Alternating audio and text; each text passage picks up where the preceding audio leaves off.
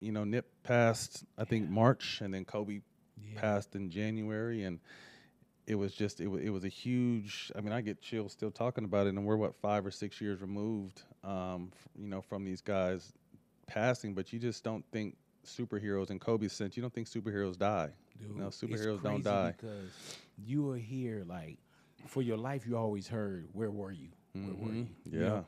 And with Kobe, same with Nip, I knew exactly where me I was too. at. Me too. Exactly. I want to I say, knew were the they both minute. on Sundays? I know that Nip was on. Yeah, Nip was because on a Nip was Sunday. on a Sunday. I was cleaning my pantry out, Yeah. and one of my homies came. Was like, "Yo, Nip just got shot." I'm like, "Get the fuck out of here." So I started making calls. Like, "Nah, you guys like, did he die?" It's like, "Nah, we're not sure. We know he got shot." But I was cleaning my pantry out on a Sunday, and then again in the January when it came, I was about to go coach the Twins in a basketball game, and it was just like, yeah, I knew exactly what I was and where I was doing when both of those unfortunate things happened. Yeah, like with Cole, I remember being in the car. I remember, man, it was like it's like a movie in my head where we were driving, and I remember I'm driving, and my wife Veronica sitting next to me, and I heard her say, "Kobe died," and I'm literally like, like this. And at that time, it was early, so remember Rick Fox was on the plane. A bunch This of was different people on everybody the was on the plane. plane. Yeah.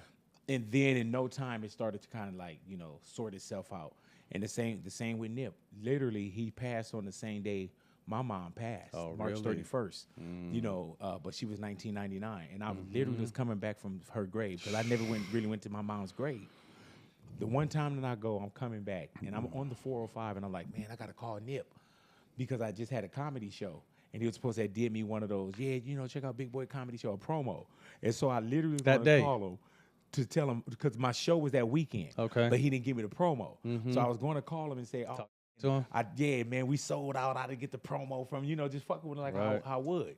But I didn't call him. And when I got to the house, I was like, I'll call him. Fuzzy called me. And Fuzz was like, man, he said, something's going on at Marathon.